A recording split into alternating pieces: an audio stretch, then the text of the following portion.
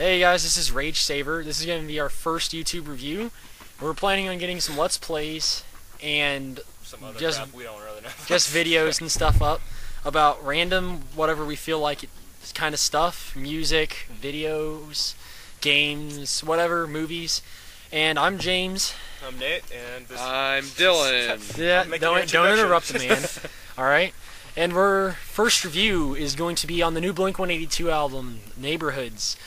We're kind of a little late to the party. I know it's been out for, let's see, like it's a the week, 5th, so it's been out for about a week.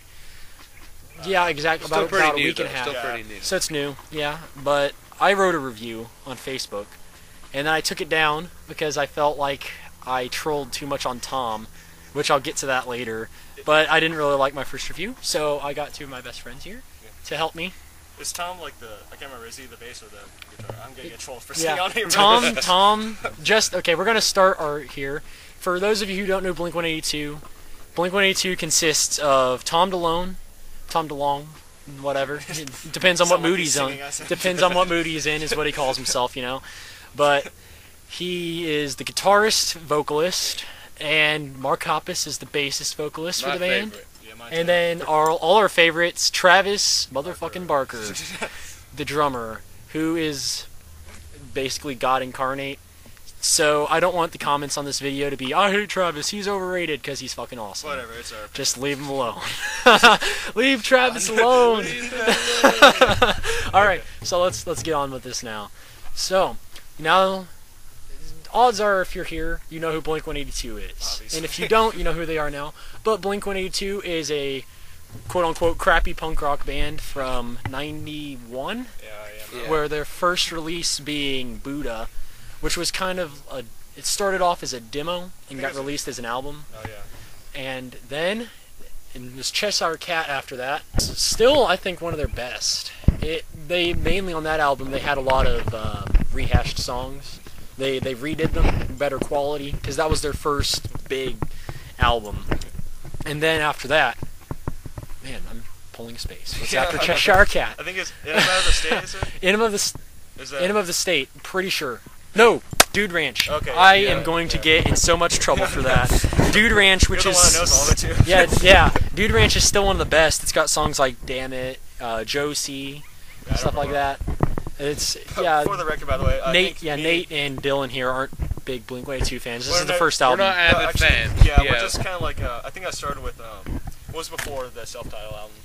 It was Take Off Your Pants and Jacket. I think so. Okay, yeah, it's either that one or Shut up. Yeah, Take Off Your Pants and Jacket's what's after Enema of the State, which is after Dude Ranch. Yeah, okay. Then there's self-titled with- album, and now Neighborhoods. Okay, I started with the Take Off Your Pants and Jacket then, and then made my way up to this one. And I think that this one, like, they had like a plane crash happen to Travis Barker, I believe, right? Yeah, Yeah. And Travis then, like, Barker. Pharrell, wasn't it? Yeah, but, I think so. I can't remember which one it was, but Travis Barker was what got the band back together after they broke up after bro hug. after they broke up after their self-titled album.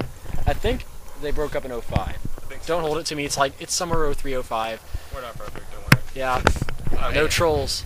Okay, But so, go ahead. Alright, so I guess, as I said before, I wasn't really the best Blink-182 fan. Like, I knew I had a huge, like, fan base, and apparently James is part of it. Yeah. But, like, I mean, I just still thought that all of their albums, or the ones I listened to at least, like, they're still great albums. They're just never, like, to me, they were never classic. And I was a little worried when, like, they made a reunion album, because most reunion albums just, like, suck. I can't remember. Like Greatest Hits? Yeah, like greatest hits stuff, yeah. you know. They released that one right after they broke up. But the thing about Blink-182 is that they managed to like evolve their sound, you know.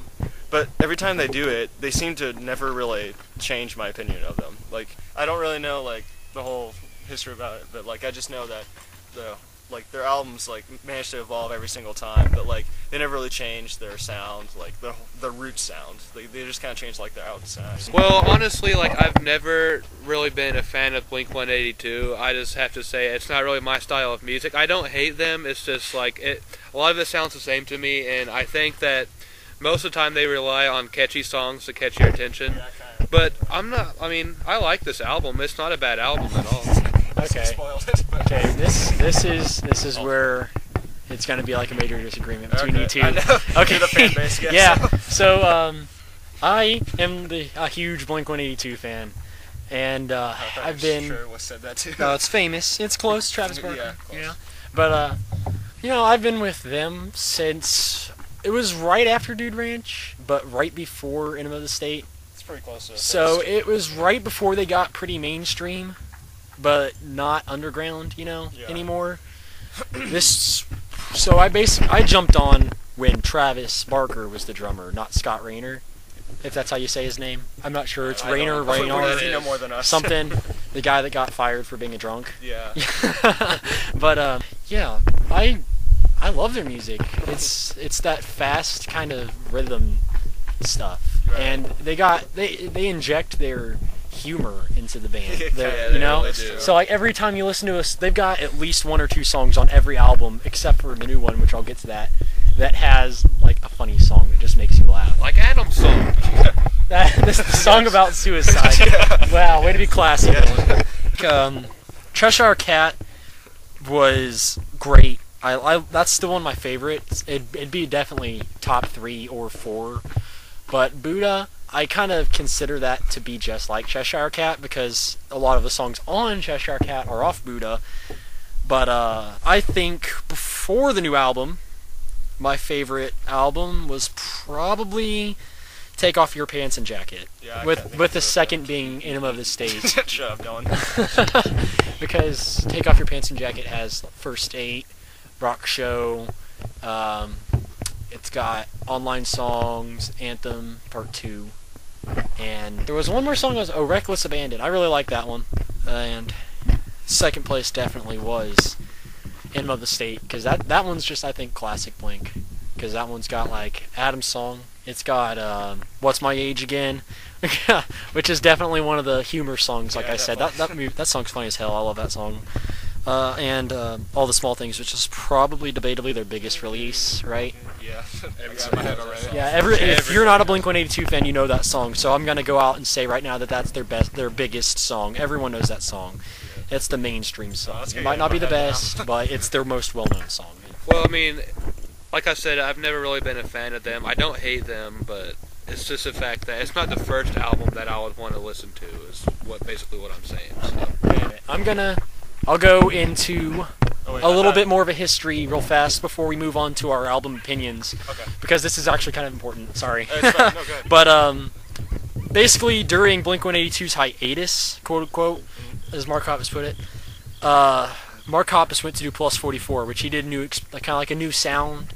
It was different from Blink. And Tom DeLonge went to do Boxcar Racer, which lasted 1 album, and then moved on to what he's more known for now, Angels and Airwaves, which he completely changed his tone of voice.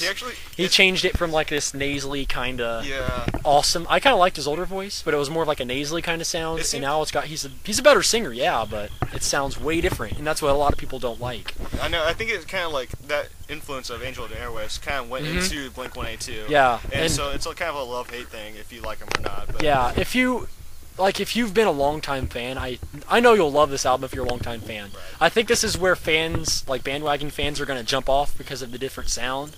But like, if you kind of pay attention, it's still Blink-182. Yeah, It's still Blink-182 through and through. It's just you got to think about it. The band broke up, and they got back together 6-7 years later.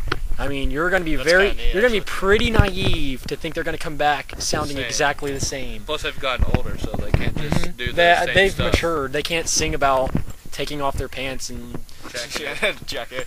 taking off your pants, running around the streets naked like they did, stuff like that. They've grown up, So, like I said before, the humor was a big part of their band, but here, it's a very serious album now. Yeah. I think the closest they'll get to humor in this song would, let's see. I actually don't know any. I can't think of a song off the top of my head that has yeah. something funny in it, like that was meant to be funny. There's just not a lot of lighter, there's not a lot of light songs in it, I mean, like, not lighter humor. Yeah. You You can It's all definitely feel the AVA influences and the Plus 44 influences, but when they came back together, they took those influences, kind of made it a new sound for Blink-182. Right. And I can say, oh, Tom's voice is too different, but I kind of like it, and Mark is pretty much still the same. Well, if you pay, if Eternal you Come, gotta don't listen to worry. it. Yeah, but like Travis is still ripping it up on drums as always. Yeah, Guys, absolutely in this one you actually. know, you can't like if you come in, I guarantee your first complaint isn't gonna be Travis is a pussy, because he is definitely He's not. definitely- It's the exact opposite of a pussy. Was that your opinion, or was that? No, yeah, you guys could have jumped in Okay. at any time. So. I'll decide on, Okay, so as I said before, I mean, I wasn't expecting like any different like opinions from them, and honestly, I was actually right. Like for me, this album doesn't really change your thoughts about Blink-182. Like if you love them, then you're gonna love this album. If you hate them, you're gonna hate this album. If you think they're alright, you're gonna think this one's alright. You know? Yeah. For me, it's just like I thought that all of them were great still. It's just that like it never really does anything to like make me love this band to death. Yeah, you know? and there are some people out there that just don't like change. Yeah, I know. So, so they're just Apparently. like, no, Tom, your voice.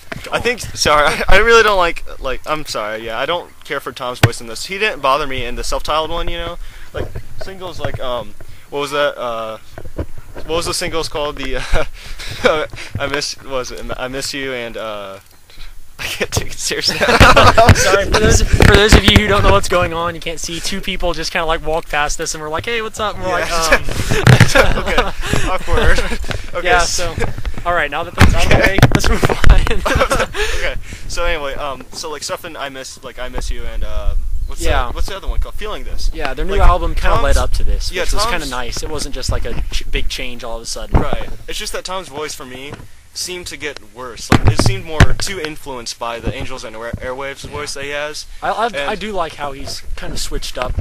This is going to sound really deep, but his lyrics, if you pay close attention to them, sound a lot more poetic now. Yeah, really. And I really like what he's done there. I think it That's seemed why darker, but not so I'm not poetic. trolling on him. I think it's just darker, like not really like. Yeah, it's a better. darker, more mature Blink-182. It's mature, but it's really debatable whether it's like better lyrics. Because obviously, if they're more mature, they're gonna And be no, better. I'm not going to bring up damn it lyrics here, because I don't want to be like the majority of people on YouTube. You know, every time I get on a Blink-182 video, it's like, well, I guess this is growing up. It's like, oh, come on. Yeah, That's so really. overrated. Cliche. So many people do this. And by the way, if someone does put that as a comment, do not give it any thumbs ups. Troll Watch on the it. It's kid. gonna be, Troll you know. on the kid as hard as you can. Okay. Okay, so yeah, as I was saying, Tom's voice seemed to like. It's really heavily influenced by A&A, or Angels and Airwaves. I don't want to use abbreviations. It's really heavily influenced by the Angels and Airwaves, and I can't really describe Maybe the not tone as of much voice, plus but 44, but... maybe not, but it's still like that little, like Tom's voice seems to have this little wow you hear in Yeah, his voice. but Like, that's I what can't makes it describe so great. Not for me. I really like his I actually unique think voice. that Mark's voice improved in this one. Yeah, It like, did, that's what I was saying. I think to a point where like it almost seemed like they didn't use him enough. Almost like Yeah, that was my They biggest used him in complaint. a couple songs. That was my I mean, biggest... yeah, he was in a couple songs, but they didn't like balance it. You know, 'cause Yeah, they're both singers. Tom and Mark normally have a really good balance on their albums. Up Yeah, all night.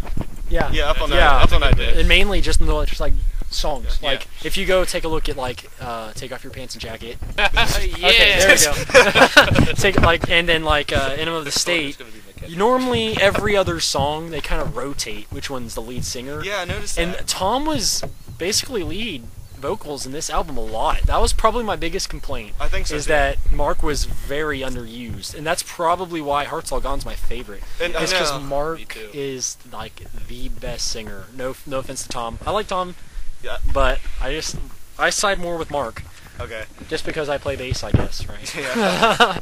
Nice. Okay. But anyway. Shut up. Yeah. So I think that Up All Night, Mark did really good in it, but Yeah. like. The song, by the way, Up All Night, I think didn't really deserve a single. Like, I don't Yeah, know. no, It just, Up it All didn't Night was transition down well. Up All Night is definitely basically top 3 in my opinion. Really? Yeah, but it I love that song. it's a great song, Yeah, it is. and it was really good how they did gang vocals. Yeah, in a that's- yeah, I sense. forgot So about one that. thing I loved about that song actually Yeah, is just that Tom would save verse, and then Yeah. Mark would come out, go and then back and forth. same thing with After Midnight. Yep. You know, Mark sang, and then not Mark, sorry, Tom sang, and then Mark had the chorus. Right. So actually, neat tidbit. I actually wrote that song in different places. Tom wrote the verses, Yeah. and Mark